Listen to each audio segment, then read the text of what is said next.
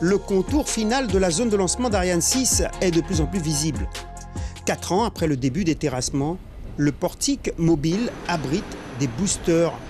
Les techniciens sont passés à une autre étape. On a commencé les essais de qualification, donc on déploie des maquettes sur le pas de tir en ce moment, donc les maquettes du corps central, et on a fait l'érection de cette maquette sur la table de lancement. Donc en termes de déploiement mécanique, on avance. On a fait cette réception avec succès la semaine dernière. Il y a encore beaucoup à faire, comme assurer les connexions entre la table de lancement et le lanceur. On pourrait parler de finition, mais à très grande échelle. 500 personnes depuis 3 ans. Si on fait 2000 heures par an, ça fait à peu près 4 millions d'heures de travail. Et on a encore 2 bonnes années au total, comprenant les premiers lancements. Donc on essaye de lancer d'ici la fin 2020, au tout début de 2021. Et donc là, il y a encore 500 personnes pour 1 an, donc encore un peu plus d'1 million d'heures de travail.